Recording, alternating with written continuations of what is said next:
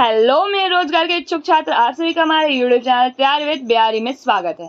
आज हम schedule 7 distribution of power के बारे में पढ़ेंगे। हमारे भारतीय संविधान के 7 शेड्यूल में लेजिस्लेटिव पावर को यूनियन गवर्नमेंट और स्टेट गवर्नमेंट में कैसे बांटा गया वो बताया गया।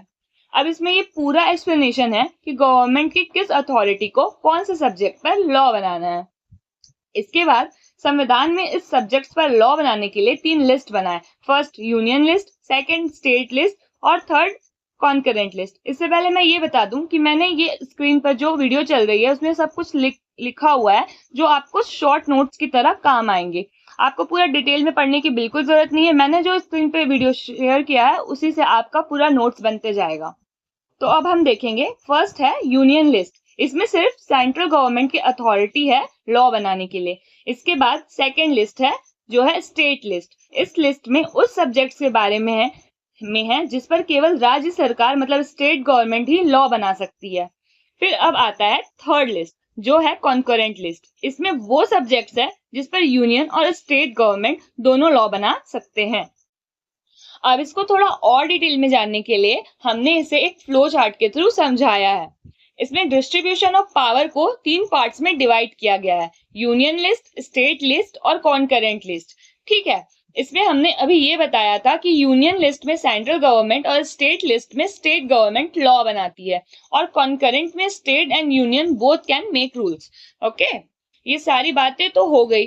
अब ये जानेंगे कि कौन सी लिस्ट में कितने सब्जेक्ट थे जब हमारा भारतीय संविधान लागू हुआ था।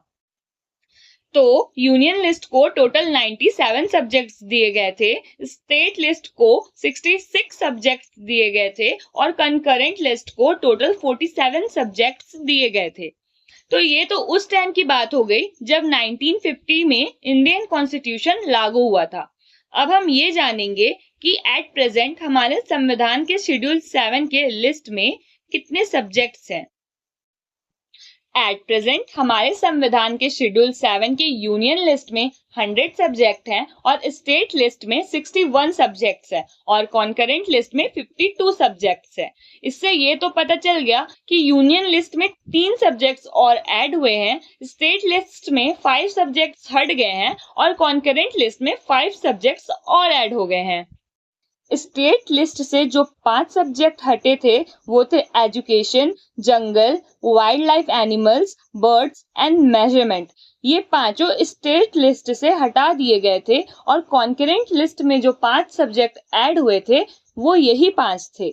ये एक संशोधन द्वारा हुआ था। ये 1976 में 42nd अमेंडमेंट जब हुआ था तो उसके द्वारा ये बदलाव किया गया था। ये सब तो हमने जान लिया, पर आपको क्या ये पता है कि कौन से डिपार्टमेंट की लॉ कौन सी लिस्ट ने बनाया है?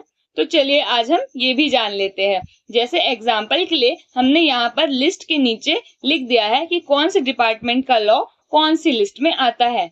जैसे railway, navy, air force, Delhi police, army, ये सारे डिपार्टमेंट के लॉ हमारे लिस्ट 1 मींस यूनियन लिस्ट में आता है। इसके बाद police, agriculture, public health and sanitary, land etcetera, ये सारी चीजें लिस्ट 2 यानी स्टेट लिस्ट में आता है। अब आखिरी लिस्ट है थर्ड लिस्ट यानी कॉन्करेंट लिस्ट। इसमें एजुकेशन, फॉरेस्ट, मैरिज, डिवोर्स, ये सारी चीजें कॉन्करेंट लिस्ट के अंदर आती है। इस क्लास से तो आपको ये सारे आइडियाज हो गए होंगे कि हमारे आसपास जो भी होता है, चाहे वो कोई जॉब से रिलेटेड हो या क्राइम से या किसी भी चीजों से रिलेटेड हो, उसके लिए कौन कानून बनाता है और वो कानून कौन सी लिस्ट के अंदर आता है। तो अब हमें आप ये बताइए कि बैंकिंग और प्रोटेक्शन ऑफ वाइल्ड एनिमल्स किस लिस्ट के अंदर आता है। यहाँ मैं आपको एक छोटा सा हिंट दे रही हूँ। ये बता रही हूँ कि ये दोनों जो है बैंकिंग और प्रोटेक्शन ऑफ वाइल्ड एनिमल, ये दोनों अलग अलग लिस्ट में आता है। अब आप इसका आंसर हमारे कमेंट सेक्शन में दे सकते हैं। इसी के साथ हमारे आज की क्लास यहीं पर समाप्त होती है। मिलते हैं नेक्स्ट क्लास में जिसमें हमें पंचायत और नगर निगम यानी शेड्यूल 11 एंड 12 के बारे में पढ़ना है।